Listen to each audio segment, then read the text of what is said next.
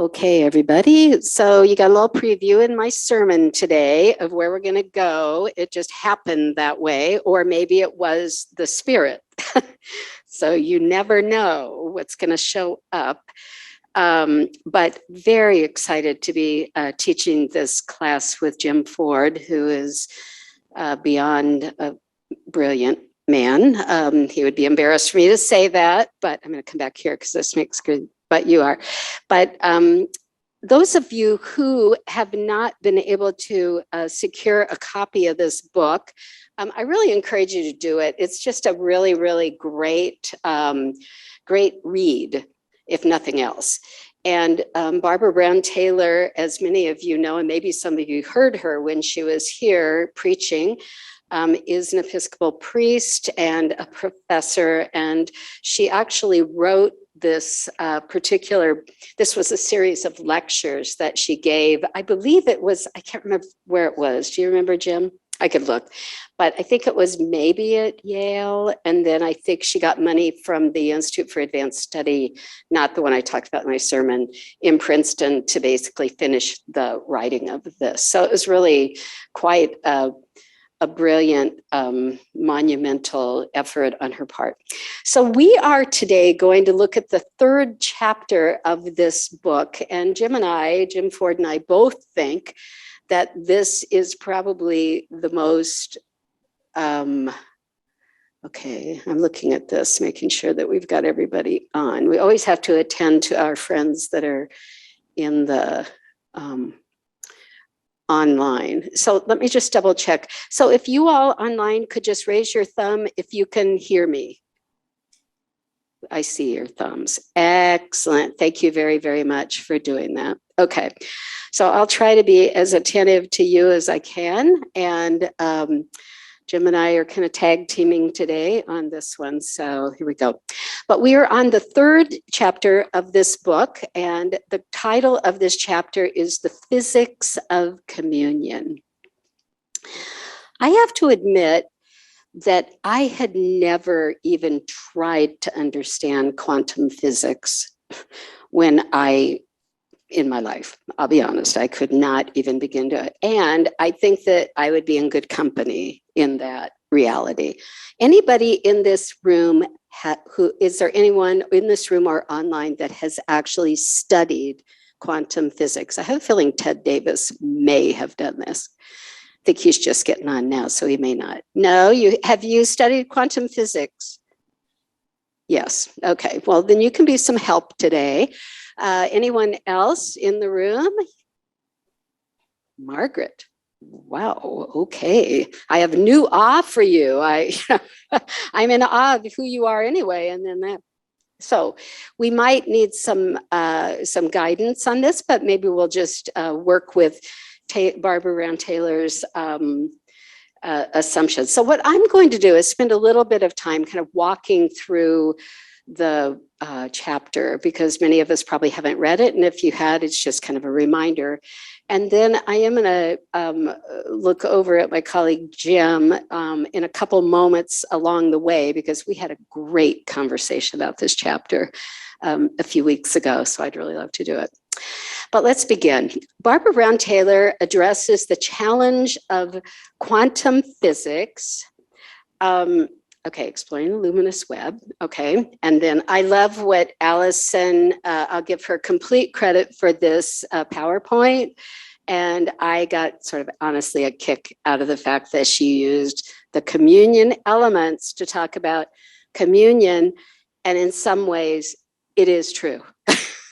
So, you know, the mystery and the miracle and the kind of mystical moments that happen within communion of connecting us not only with one another around the table of Christ, but also with the entire history and present and future of who Christ is. We take that in, and it is part of us. So I loved that she was working with that particular image. So the physics of communion. So we begin with Barbara Brown Taylor's admission that she really has not the foggiest idea who God really is. Now, this may, yeah, I see your little concern on your face there, but this is not a statement in the sense of saying, I deny the existence of God. This is not a statement that would be a kind of, a kind of funny little statement. I think if we really bore down into the mystery of who God is, we would all stand in that place of awe and wonder. And part of wonder is wondering. So Jesus has revealed who God is in our life through the life, death, and resurrection of Jesus. However, the kind of concept of a creator that pre-existed Jesus, that comes into our life continuously, I don't know if anyone came in this room and said, I can tell you exactly what God looks like and what God's about and who it is, I would be, or if God walked into the room or arrived, we might be a little bit overwhelmed. So I am not dismissing this comment, but I think it's important to understand what she's talking about.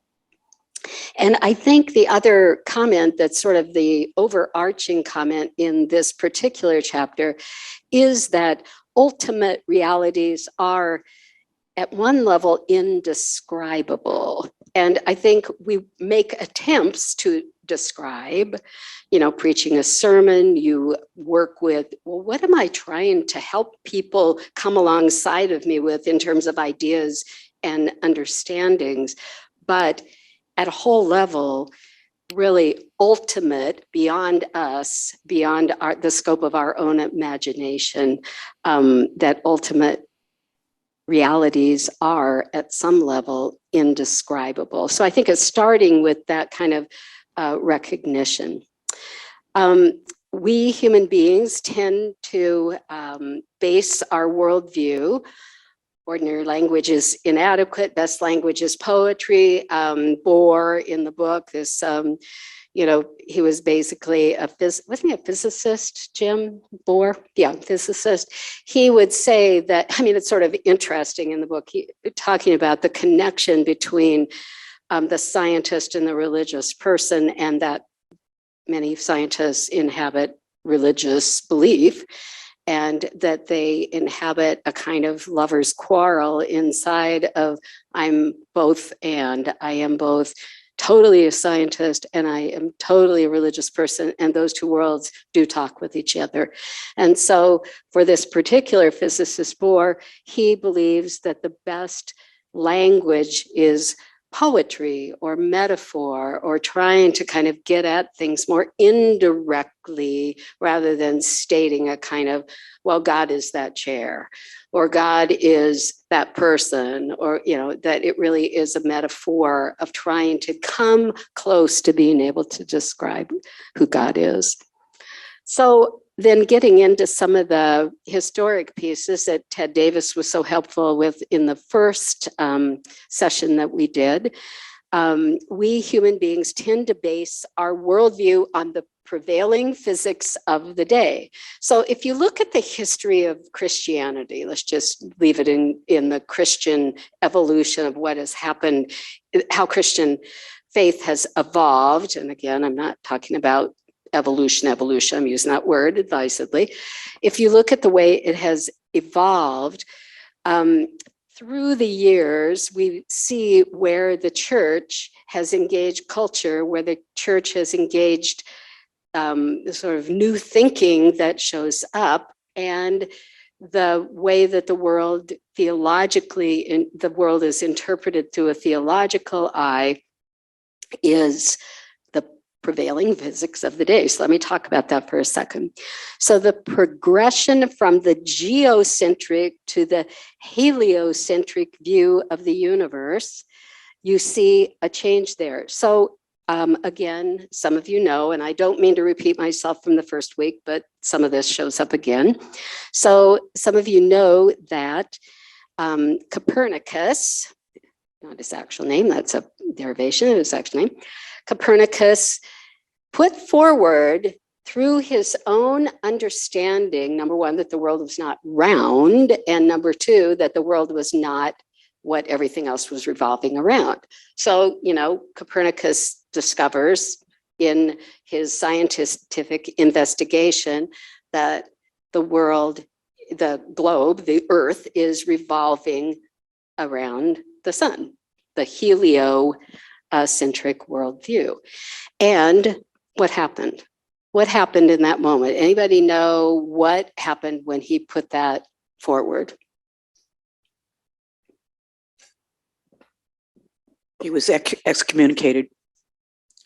The church denied him. Thank you. He was excommunicated and basically was silenced in that viewpoint. And we can only imagine how that might have had an impact on him and his own. So sometimes truth, if you will, truth, small t truth, comes forward and people take it to religious authority, if you will, and the religious authority says, you know what, we can't rewrite the Bible. This was the viewpoint. We can't rewrite the Bible. We can't allow people, Ted Davis, I love your thumb. Did you want to say something about that, Ted? I'm looking over at you, Ted. Maybe he doesn't hear me. Yeah, he just put his thumb up. Okay, so we see that the progression, and Galileo, I wanted to read a little bit of Barbara Brown Taylor's recognition of what Galileo did, who also, through making a telescope, basically affirmed what Copernicus was saying. And I'll just quickly read. So some 50 years after Copernicus, we have Galileo, who surveyed the heavens through the telescope he'd made. He concluded that Copernicus had been right. And after a high-handed campaign to convert the Pope to his cosmology, Galileo was ordered to appear before the Inquisition, where he was reminded that the issue was not scientific merit, but obedience. So in other words, he had to be obedient and not obedient to the Pope and not to science. And in his defense, Galileo quoted the words of Cardinal Baronio, who said, the Bible tells us how to go to heaven, not how the heavens go. Should I read that again? The Bible tells us how to go to heaven and not how the heavens go. So his inquisitors were not impressed, and in June 22nd, 1633, when he was 70 years old, Galileo got down on his knees and basically renounced everything that he had discovered in front of the Pope. And he was given the confession that he had to make. It was a pre-written piece. And Galileo, this is the part that really touched me. Galileo spent the last 8 years of his life under house arrest in his villa outside Florence, Italy, while his daughter read him the daily 7 psalms of penitence that were part of his sentence. The old man sat by his window where he could watch the planets through his telescope. Something about that just, I really wept when I read that. I was just like, oh my goodness. And on the other hand, there may be things that show up in our life that kind of blow apart the assumptions that we make about our own faith. And so I think that it's sort of easy to cast aspersions on the Pope and the biblical scholars of the day and just say, well, they're being ridiculous. Come on, people, get with it. But there was a whole kind of understanding that these kind of proclamations from outside people kind of would be in some measure, not quite the same, but kind of rendering God dead, rendering God's power diminished by this kind of thing. And you can imagine if your whole worldview was centered, kind of what I was doing in my sermon today, around, not so much around individual human beings, but if your whole worldview is based on the fact that we are the center, that the earth is what God is, the thing that God created, and God created humans, and on go down that path.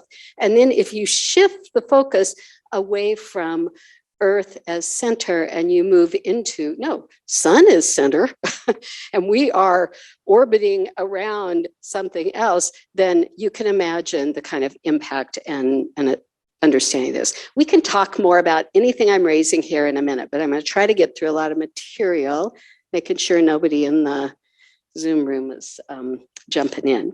So then we move on to poetry is inadequate. We get then to the quark.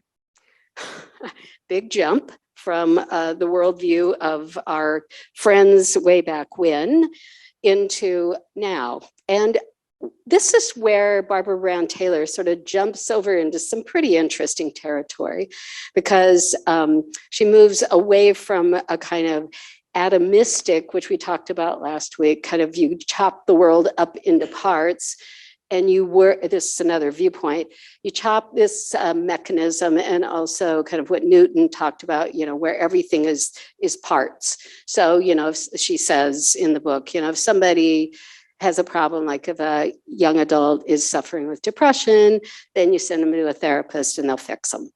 You know, if somebody is sick, or, you know, you discover some awful, you know, situation that you're having to deal with in terms of your own anatomy, you go to the doctor and fix it. And I don't want to offend the doctors in the room, and there are several, but I do know that a lot of people have a lot of trouble with the medical profession these days, because they are constantly being sent to a range of specialists who kind of look at one part of the body and say, oh yeah, there's something wrong with your hand, so they send you over to the, what's the hand doctor? What is a hand doctor? Is there a hand doctor? There is a hand doctor, right?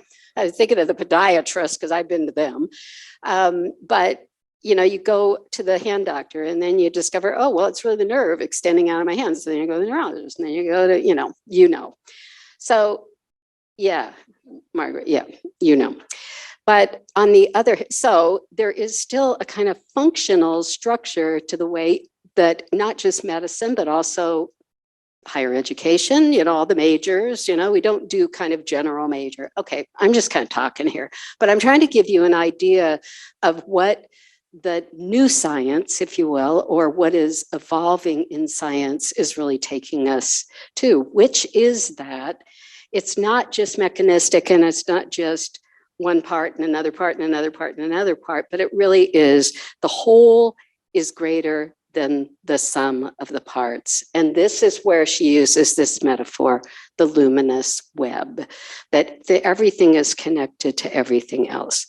So quantum physics gave her, Barbara Brown Taylor, the metaphor to understand this. And in this universe, there is an ever unfolding process that defies precise prediction.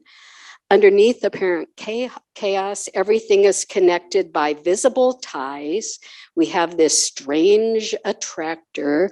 We have quantum entanglement, which I was sort of just trying to describe today in my sermon about, you know, Einstein's hair and the particle that goes behind the moon or out in the stratosphere. And then if it shifts here, it shifts there. There's also this sense of, people often talk about this, that, you know, if you sneeze in China, that the sneeze has an impact here. And it's like everything is sort of connected. And it's pretty remarkable. And we'll get to theology in a second with that. So Heisenberg's uncertainty principle is another piece of this. And this is where I want to turn to you, Jim, for just a second, if you don't mind. Do you want to talk about Heisenberg for a minute and the uncertainty principle and entering relationship with, because I think you have some really help. I mean, you know, just help us get. Well, as I said last week, this is above my pay grade. If I understand what Heisenberg is saying, it is that you cannot at the same time know where a particle is and what its momentum is. Because when you try to measure it, you interact with it and change its behavior. Margaret, who has studied this stuff, is nodding her head, and I'm feeling better. So that the uncertainty is in this inability to look at both sides at once. If you try to measure its motion, you'll slow it down a little bit and change its position. And if you try to measure its position, you will impede its motion, momentum. I think that's, that give you enough? Yeah, it's fine. And it's so interesting how this, Ted Davis, do you have anything to add to that, or Margaret? Let me see if I can get Ted first, and I'll come over to you, Margaret. Okay. Yeah. My audio was really quite horrible in my iPad setup here. So unfortunately, I'm not catching every word, but I think that was a perfect description of the uncertainty principle. Kind of adds a touch of humility into science. Yeah. Okay. Thank you. Margaret, do you have something else to add? Could you hear any of that? Yep. It is an excellent description. I don't know if you could hear me. I'm having a very difficult time with the audio. So. Sorry, Ted. Okay. Can you hear me better now? Margaret's adding to what you just said. Okay. Can you hear me better now, Ted? Okay. To sum it up, the best description that I learned from my just own a little physics, bit. I don't know if we have a lot of people not on mute. my dad was a physics teacher, and I studied with another physics teacher. The best layman's description I've heard of Heisenberg's principle is that the act of observing changes the thing observed. That might be an easier way to remember it than motion versus position. I think we've got that one, but I also wanted to make a comment about that in terms of what I observed with a lot of the way that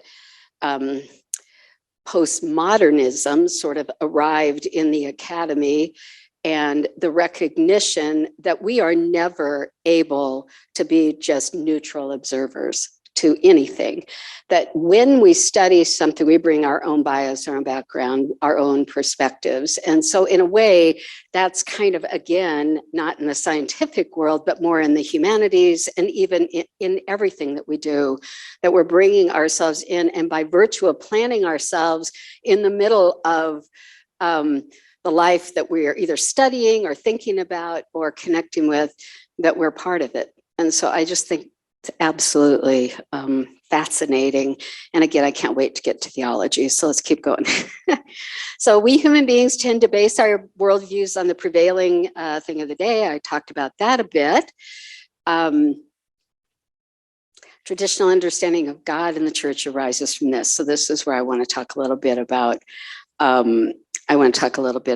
the theology behind it. So the clockwork universe is sort of like a, you pull the lever and something comes down. So it's a really interesting way of sort of taking on the question of what is our relationship with God and what is prayer? So does prayer mean that I ask God for something and then God delivers it? That what prayer is? Anybody think that's pretty much it? But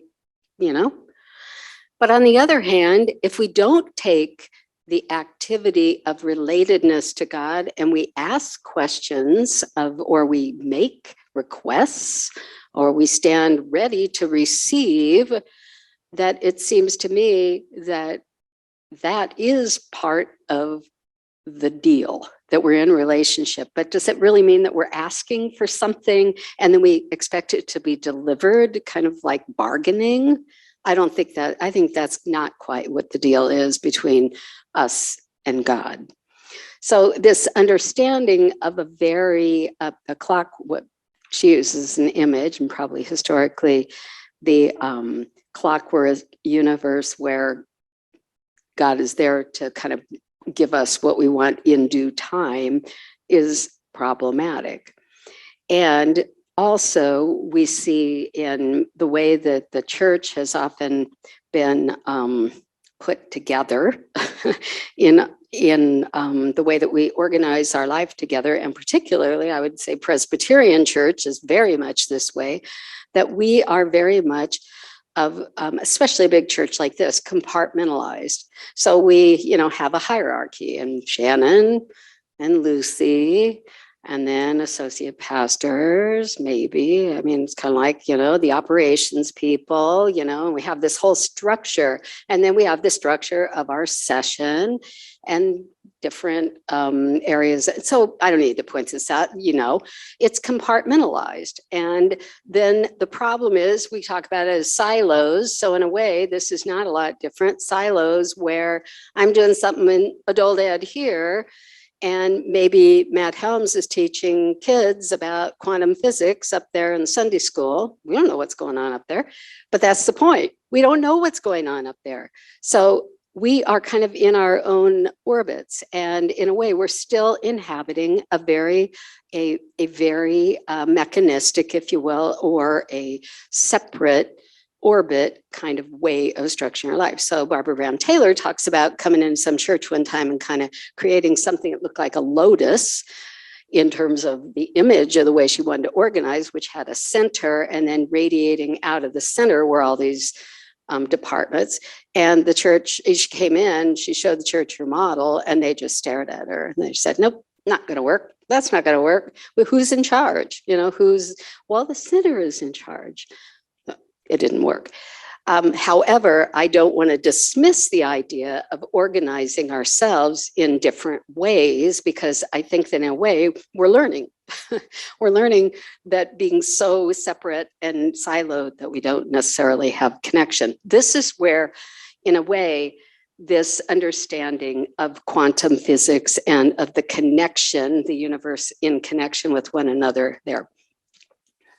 I also want to talk a little bit, I have to see what my next one is. Yeah. So this is Barbara Brown Taylor challenging traditional understandings. She believes rather than certainty and absolutes that we need to stand in a position of uncertainty, of fluidity, of unexpected interactions, and complex interconnectedness, which again is in many ways the way in any work, if we're looking at the work of the Spirit in the church and the way that the church has gone through the ages of being very attentive to changes and new insight, that often it comes in the unexpected, the surprising. You never know what's going to happen.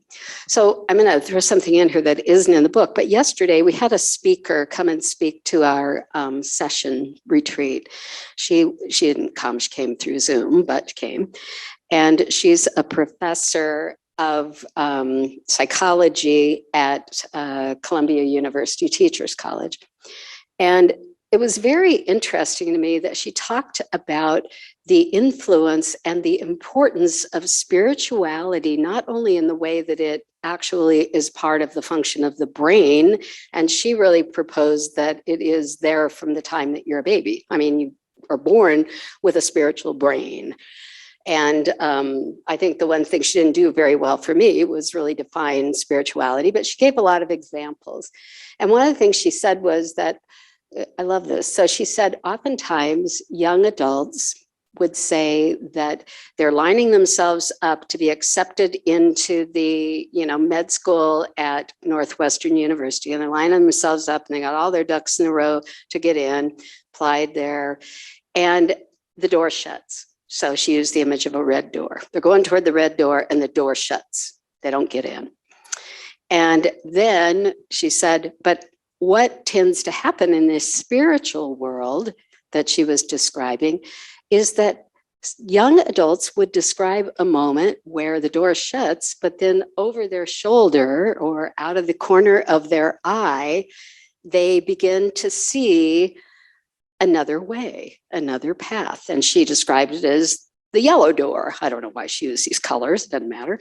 But the yellow door, which is sort of behind you, that opened up possibilities that the one that they were going toward never would have delivered. And in a sense, I think what she was trying to describe is very much aligned with this, that there is a tremendous amount of uncertainty that we often try to manage. I mean, I know a lot of people that are super hyper control people, you know, got to have it all figured out and your day is planned. But what she talked about, Barbara Brown Taylor, which is my experience as well, is I can start the day with my calendar full and suddenly somebody is in the hospital or my kid calls and is in tears, or you know, the dog gets an ear infection like she's got right now. And suddenly I'm supposed to be down there at 3 o'clock with the dog at the vet this afternoon because she's got a bloody ear. You know, the day doesn't go the way you planned it. I'm not going down there, by the way, because I had to preach at 4. But anyway, there is tremendous amount of uncertainty, fluidity, unexpected interactions, and complex interconnectedness. There is something kind of relieving about this. I mean, maybe it doesn't relieve you very much, but it does to me, because it's kind of like opening the way to say, you know, that's okay.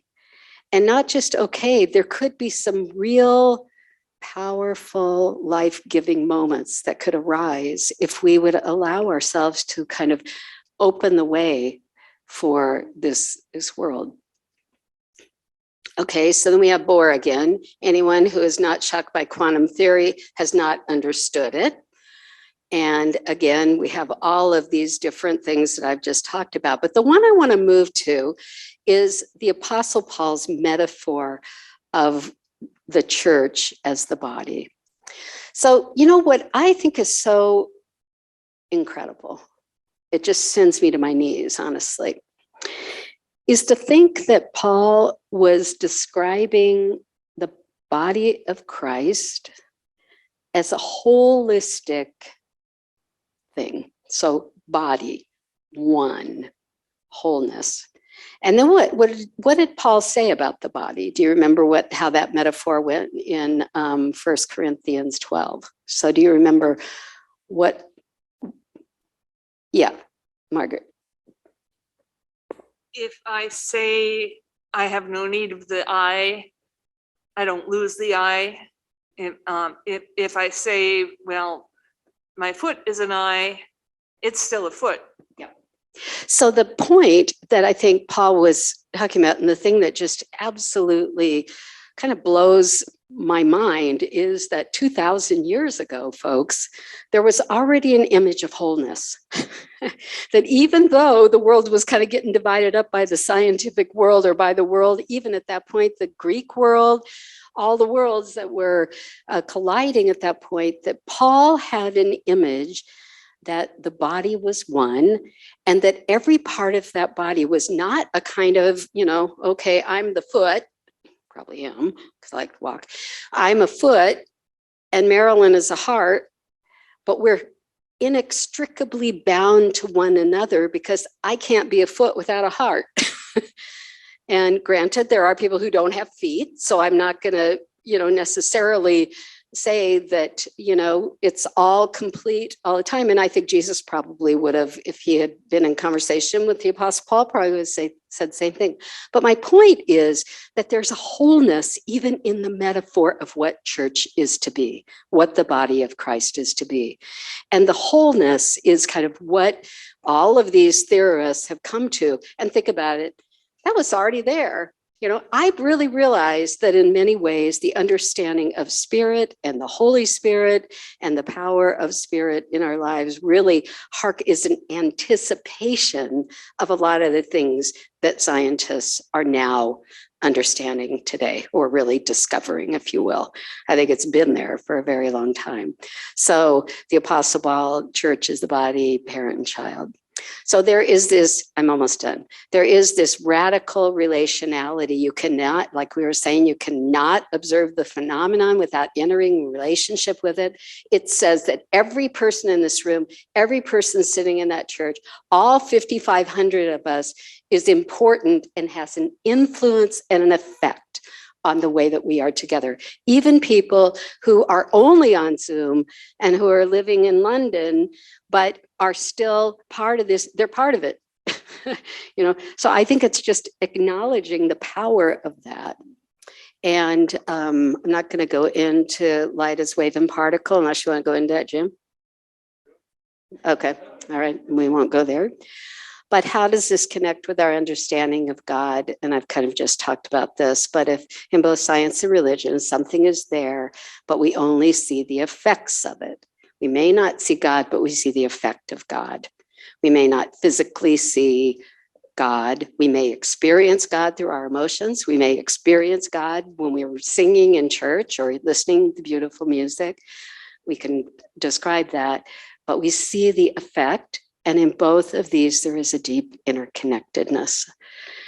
And the other thing I think would be appropriate to talk about on Trinity Sunday is the kind of interconnectedness of the three understandings of who God is. So this really interesting work around the engagement of Jesus with spirit, which is what I was trying to talk about this morning. You know, what is Jesus talking about when Jesus says to us, you know, you have the spirit and the spirit is here and the spirit is here on behalf of me. You know, that's the gift. And it's really powerful. And I think Presbyterians, we haven't done a lot with spirit. I mean, we get a little nervous about it because we think, ooh, we're becoming like the Pentecostals who are going to be doing stuff that feels a little bit too emotional or something like that. But on the other hand, I think it's time that we begin to open the way if we haven't already, which I believe we have. I'm not trying to say we've been sitting on our hands for all these years, but you know, I do think there's a lot of power in that, and it ties back into a lot of this. I loved his thing about, or her thing about, does the universe remember? And again, that is really about an idea that we all came from one source, God, one source, maybe even if you think of what the Big Bang might be, there could have been this sort of, what she talked about as a kind of one yolk that sort of sat there and it was around, and then all of a sudden it became, you know, big explosion, and the power of that as it all goes back to stardust. Who was saying, were you saying, Jim, that there are like 5 or 6 elements that are in all of creation? I want to go back to that because I think that sort of ties into that. That was last week. No, I think what I was talking about was Martin Rees' idea that there are 6 values. And if you change any one of them, you get a different outcome. So that if you change the force of gravity, you have a universe in which we could no longer survive. So it's called the 6 principle, or Call it just 6 numbers. 6 numbers. Okay, that's the book. Ted Davis, can you hear me? Have you read that one? I don't think you can hear me. I'm familiar with it. I don't know if you can hear me. I've had a terrible time with my audio, but yeah, the notion that things like the weight of the electron or the mass of the electron or the speed of light, those kinds of numbers are very, it's important that they are exactly what they're measured to be, or the rest of physics and chemistry doesn't work. So it's, some people have taken that as a divine design. Others take it and they've said, well, there's actually many, many universes, and this just happens to be the one where the physics is supportive of life. So it creates lots of debates. I don't think it has settled anything. Thank you. That's really interesting. Okay, we're just learning. See, I have this idea that couldn't we all just sit at some big long table here and have us all around it and just keep going on this for a while and discuss. So anyway, so then we have back to Paul, one body, one spirit, one Lord, one faith, one baptism, one God. I mean, this is old text that basically describes what we're talking about today. So I just think we have to marvel and we have to understand that God is pretty remarkable, to say the least. So here's some, we can either go into spooky distance, spooky action as a distance. We might want to talk about how that shows up in the church, or we might just want to talk about what you want to talk about. So what if I love the question that one of my mentors, Sharon Parks, asked, what has been the conversation you've been having with yourself as I've been talking? What is the conversation you've been having? Questions that have shown up, or kind of, yes. Jim. Yeah. This is a question that I've been having since we started talking about this thing, and it goes back to the question of, I think, entanglement, and the idea that if you alter the spin on one particle, you end up altering the spin on the other. I wonder to what extent that is what we expect to work in prayer. That prayer, does prayer change both us and the person for whom, or the situation for whom we're praying? I think we want it to work that way. But I wonder if that's a model, a useful model. Question. Okay.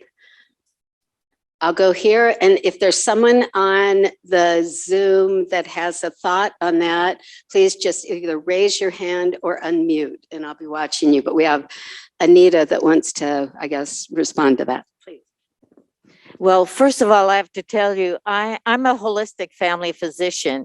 I always saw outside the box. And so I took all kinds of courses on holistic medicine. And one of them, they did a study in California where they took people who came in through the ER and with cardiac problems, and they divided them in a group, and one group was prayed over and the other group was not, and nobody knew who was being prayed over, and obviously the prayers weren't in the hospital. But guess what? The group that was prayed over did better. They had less complications. They had to have less medication, less procedures, and they did better. That was one of the things I wanted to tell you about the prayer and science and the study. But I have another thing I wanted to share in my pursuit of holistic medicine. I took a course on pranic healing, and it was amazing. First of all, they showed us how everybody exudes energy, and we can feel people's energy. And then the professor who was giving the lecture said, okay, we need a volunteer. And this young man volunteered, and we were all supposed to measure his energy, and we did, and he had really good energy. Then she had him leave the room, and she told us what we were going to do. When he came back, she was behind him, and when she put her thumb down, we were supposed to think negative thoughts about him and measure his energy. And then she put her thumb up, and we're supposed to think positive thoughts. And let me tell you, it was amazing. I was like blown away. When we all thought negative thoughts, his energy just shrunk. And then when we thought positive thoughts, the energy got even bigger than it was before. I mean, it's amazing, and it's all God. Well, okay, pretty powerful work. Let me make sure we don't have anybody over here that wants to jump in. I don't see anybody right now, so we'll go to Marilyn. I have a question for you, Doctor. I was impressed in this chapter. I was a little confused about her description of the chaos theory, and it doesn't seem to jive with the notions that you and Lucy were talking about. And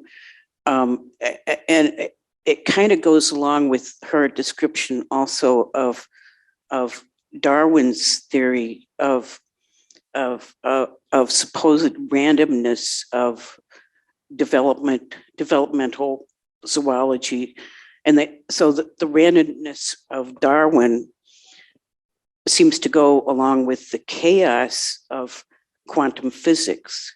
Am I confusing all of this? Because according to your 6 numbers, that would seem to give us structure and order.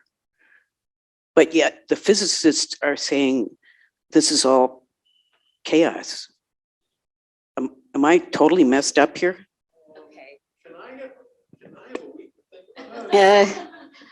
But let's see if there's somebody like Ted. Ted, what do you know about chaos theory? I'm really relying on everybody in the room. And Margaret, But what do we know about chaos theory? Because I think it's not quite that, but could be wrong. Ted, can you hear me? I can hear you. I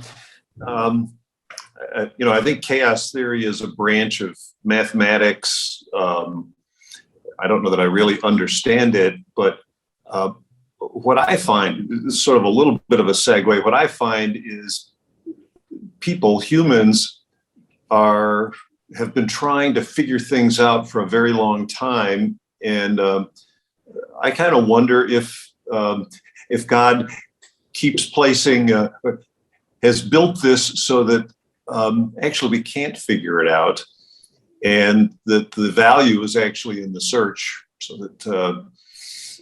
So I think that, many people say they've figured it out, and I think there's a great deal of positive energy in accepting that we can't figure it out, but it's worth continuing to look. So anyhow. Thank you. Thank you. So Marilyn, your confusion is probably true. Yeah. Yeah. But let's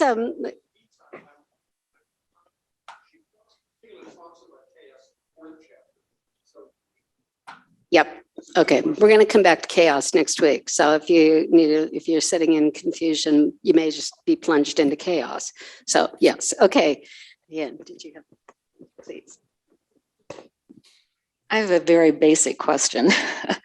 I was brought up in a fundamentalist religion. We were taught God created the world in 7 days.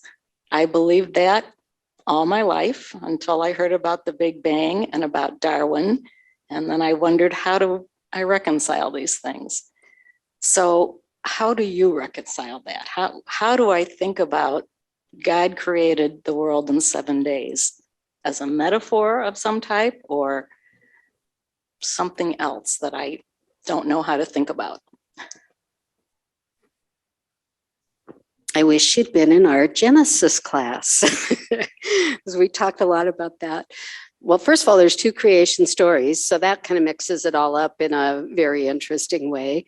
But I mean, there are a lot of ways to go at that. I mean, one is metaphor, to understand that there might have been 7 days, but it was a day, 24 hours. I mean, so you begin an understanding at the kind of the way that these stories got brought forward in the biblical narrative. So many of them were time bound. I mean, came out of context where they were trying to figure out what was going on. And also they were influenced by other creation stories that were happening at that time. And sometimes the way that they got written was to distinguish them from other creation stories that were afoot within the cultures of that time.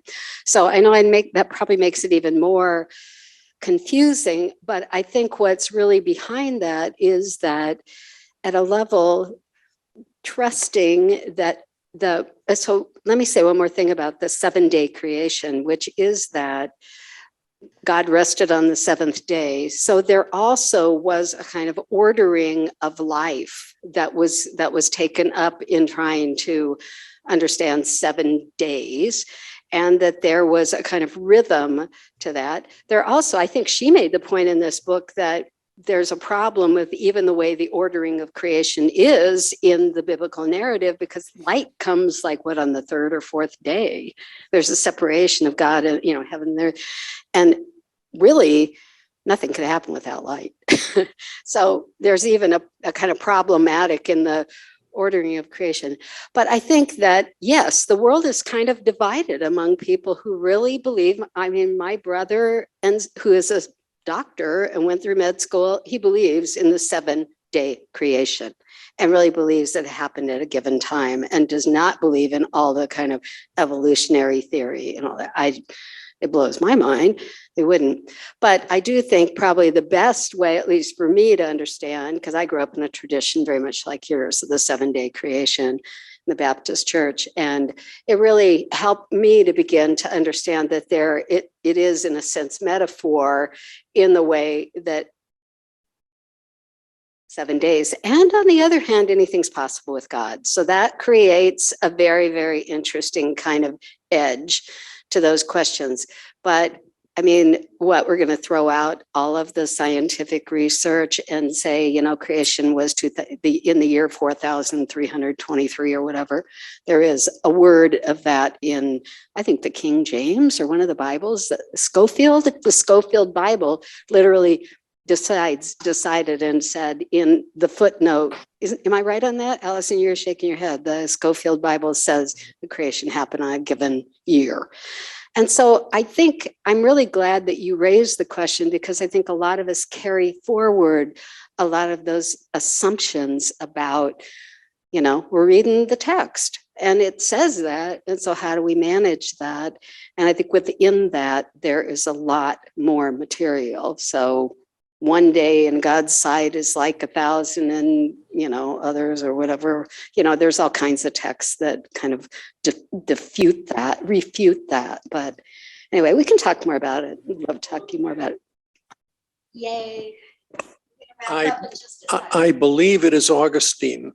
Augustine argued that you don't read the first 2 chapters of Genesis literally. You read them allegorically or metaphorically, but I believe it was he who said he believed firmly that God had created everything at one instant simultaneously, but that he had given us the 6-day story so that the angels would understand it.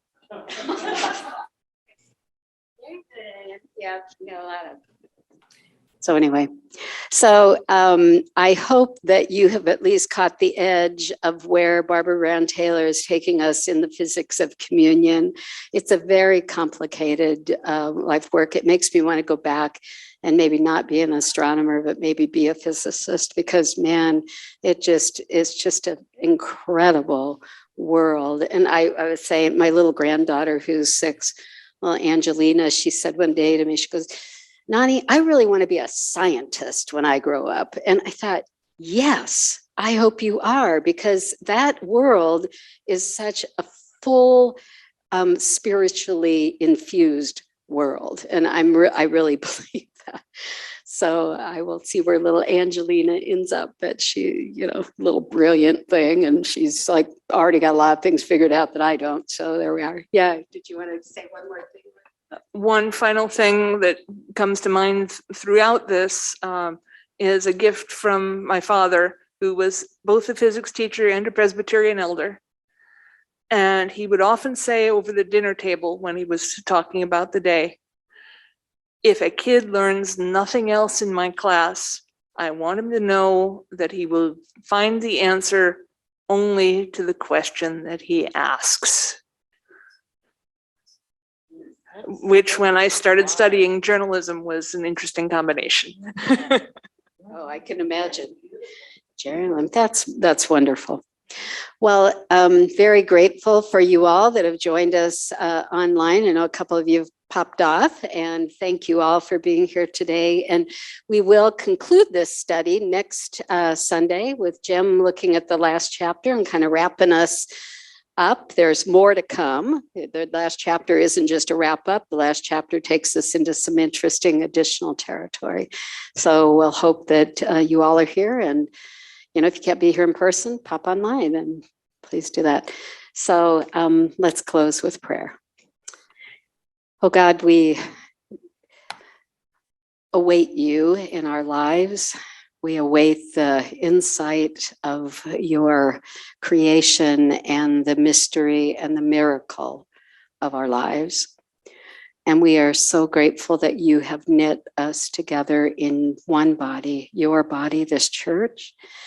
Give us vision, energy, and fullness as we serve this world, as we serve one another, and as we serve you through Christ. Amen. All right. Well, thank you all. Thank you for being here today.